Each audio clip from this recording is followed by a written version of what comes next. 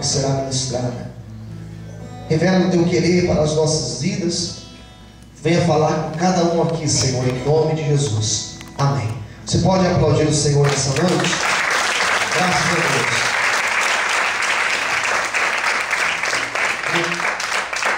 Depois de tudo que nós falamos nessa semana, hoje fica muito mais fácil pregar esse texto. Depois de tudo que nós já falamos, você sem dúvida já está pronto para ouvir a pregação de hoje. Nós estamos falando desde segunda-feira, hoje é sexta, então desde segunda-feira nós estamos aí falando sobre a volta de Cristo. Nós falamos no primeiro dia da semana, na segunda-feira, nós falamos sobre os sinais da volta do Senhor. E eu pude fazer aqui, junto com você, uma reflexão em cima de tudo que tem acontecido em diversas partes, de tudo que tem acontecido, desde o nosso país até lá no outro lado do mundo, como no Japão. Muitas coisas estão acontecendo, todas elas dentro da palavra de Deus, dizendo que seriam coisas evidentes no finais dos tempos. Daí na terça-feira nós falamos um pouco mais sobre a grande tribulação. Na terça e na quarta-feira nós falamos sobre isso.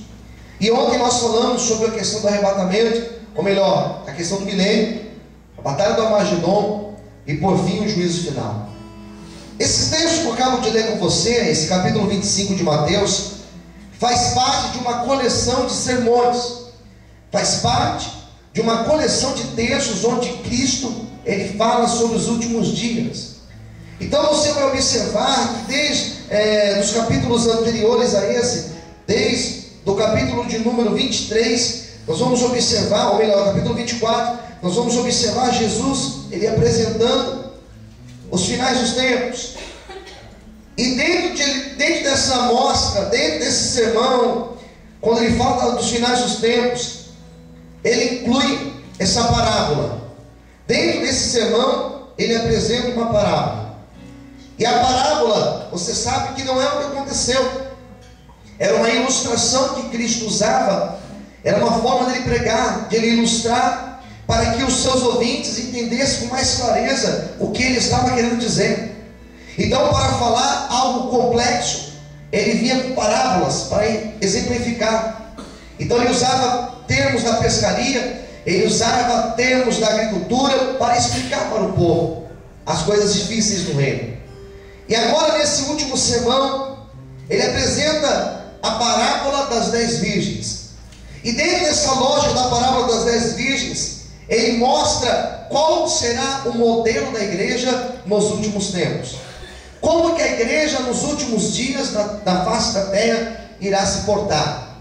Então, de tudo que eu apresentei essa semana, de tudo aquilo que eu apresentei, desde textos bíblicos até informações de situações de diversas partes do país, do planeta, melhor dizendo, você pode ter certeza que nós estamos vivendo a última época, a última era da igreja na terra.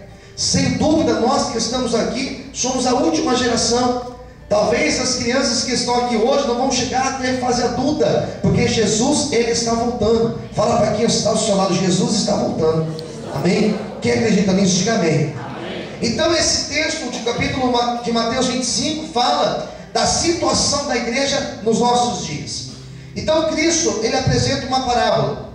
Ele disse que nessa parábola existiam 10 virgens. Quantas virgens eu disse? 10. Quantas virgens? 10 virgens. E elas estavam divididas em dois grupos de 5. Ele poderia ter dividido 7 e 3, ou ter dividido 8 e 2, ou ter dividido 9 e 1, ou qualquer outra divisão. Mas ele dividiu no meio para exemplificar. Ele fala da metade. Uma metade como prudente, versículo 2, e a outra metade como loucas. Então ele separa a igreja em dois grupos. Aquelas 5 virgens que eram prudentes e 5 virgens que eram loucas, que eram despreparadas para o encontro com o Senhor. Quem entendeu, diga amém. E ele apresenta toda a lógica. Ele apresenta aqui nesse texto. Ele coloca desde o começo até o último versículo do texto, que é o versículo 13. Ele apresenta as diferenças aquelas que eram prudentes e aquelas que eram loucas. Vamos ver, ao invés das diferenças, vamos ver o que elas tinham de igualdade, o que era equivalente entre elas.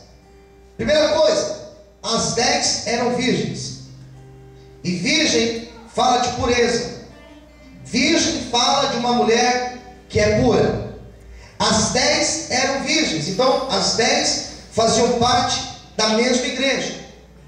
O que mais elas tinham de igual? As 10 estavam esperando o noivo. O noivo nessa passagem aqui representa Cristo. Quem entendeu, diga amém. Amém. As noivas, a igreja, e o noivo, Cristo. Então as 10 estavam esperando o noivo. As 10 estavam com vestes esperando o noivo. As vestes que a noiva usa para guardar o dia do casamento. As 10 estavam vestidas de branco. Aparentemente não existia diferença entre elas. Estavam esperando o noivo, estavam de vestes brancas, e as 10 tinham lâmpadas. As 10 tinham lâmpada. A única diferença que existia entre as virgens prudentes e as virgens loucas é que as prudentes, além de elas terem a vasilha, a lâmpada, elas também tinham azeite em uma vasilha, que era o combustível da lâmpada. Para que elas tinham azeite de reserva? Para que a lâmpada não se apagasse. Diga para quem está ao seu lado, olha para o seu irmão e diga para ele: a única diferença entre as prudentes e as loucas é que as prudentes estavam preocupadas em manter as lâmpadas acesas.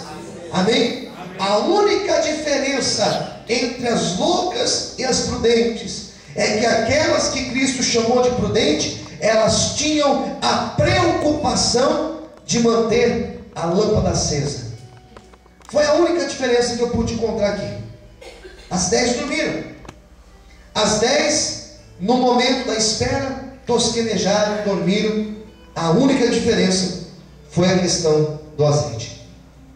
Qual que é a situação da igreja nos últimos dias?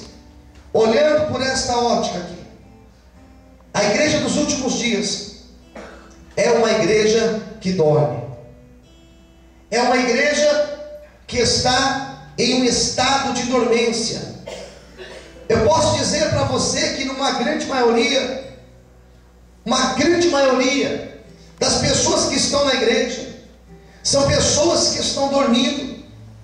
Eu não me refiro ao sono físico, ao sono que você tem quando começa a ficar tarde, o sono que você tem quando você acorda, quando você dorme pouco, o sono que você tem às vezes dirigindo, estudando. Não é este sono. Trata-se de um sono espiritual. São pessoas que não estão atentas àquilo que está acontecendo ao lado. Quando nós dormimos, é como se nós nos desligássemos desse mundo, e nós então fechamos ali os olhos e entramos em uma outra realidade. A igreja de hoje é uma igreja que dorme. É uma igreja que está vendo um monte de coisas acontecendo, está vendo um monte de terremoto, um monte de guerras, de tragédias acontecendo, de homem matando homem, de filho matando o seu próprio pai, de pai matando o seu próprio filho. E é uma igreja que está dormindo. É uma igreja que está desatenta.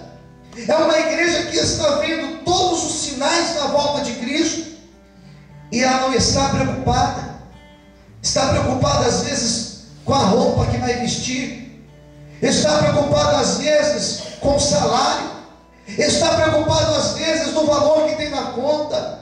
Mas são pouquíssimas as pessoas que estão preocupadas com aquilo que a Bíblia fala que era para ser prioridade: as coisas do reino, as coisas do Senhor. Hoje em dia as pessoas, elas estão atrás de uma vida melhor, elas estão atrás de satisfazer o seu ego, de satisfazer a ganância da alma. Mas são poucas as pessoas que estão preocupadas em ter uma vida na presença do Senhor, de estar firme nos caminhos de Deus, de estar firme na presença do Senhor. São poucas pessoas que estão preocupadas com a realidade dos tempos, que estão preocupadas com a volta de Cristo. Cristo. Pode ser que você entrou aqui dormindo, desapercebido das coisas da vida, desapercebido das coisas do Senhor, mas eu quero hoje profetizar que Deus ele vai te despertar, e você vai sair daqui com seus olhos abertos, você vai sair daqui atento, e através da sua vida Deus fará uma grande obra nesses últimos dias da igreja na terra. Quem acredita nisso, levante a mão para o céu, aplaude e glorifica o Senhor nesta noite. Mais forte as palmas, aleluia. Amém, queridos? Fala para o seu irmão do lado, Jesus está voltando. Então a igreja de hoje, ela não está tão preocupada com isso. As pessoas, numa grande maioria, elas não estão preocupadas com a volta de Cristo. O texto vai dizer, vamos acompanhar aqui dentro do texto. Diz aqui no versículo de número 5: e tardando o esposo, tosquenejaram todas e adormeceram. Todas elas dormiram. Elas estavam esperando. E dentro do tempo que elas esperavam que iria acontecer, não aconteceu.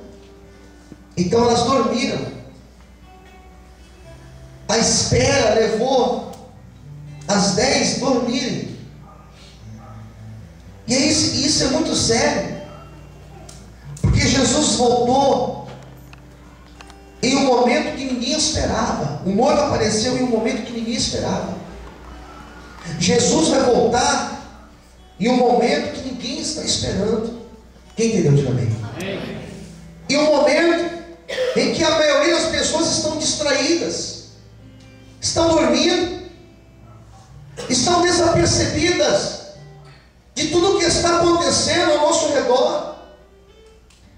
As 10 dormiram, e o versículo 6 diz que à meia-noite ouviu-se o clamor, aí vem o esposo sair ao encontro.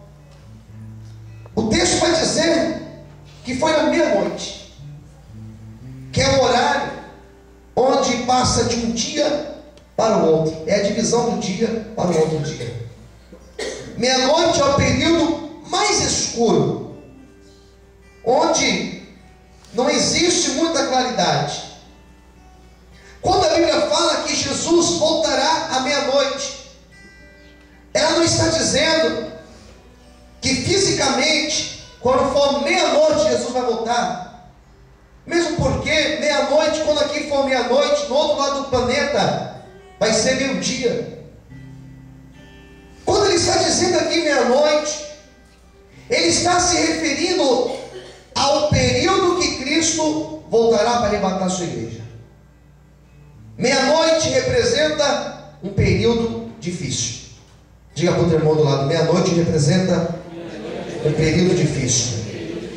Essa meia-noite aqui está se referindo a uma época de trevas. E nós já estamos vivendo esta época. Nós já estamos vivendo esse período difícil aqui.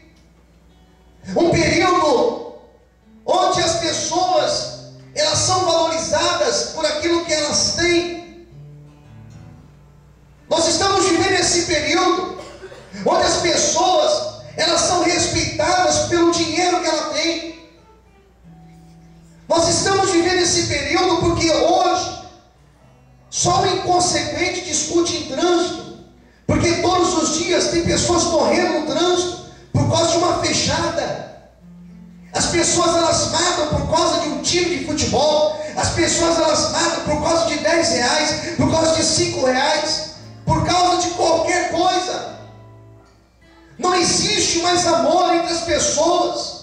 É raro se ver demonstrações de amor, é raro se ver demonstrações de honestidade, é raro se ver demonstrações de humanidade. As pessoas são desumanas. Basta você assistir o jornal e você vê que todos os dias você vê pessoas matando outra a troco de nada. Você vê pessoas se metendo em discussões banais e uma tirando a vida da outra. Basta você ligar o rádio, ou você ligar a televisão, você vai ver pessoa matando a outra por causa de um aparelho de celular. Sabe o que é isso?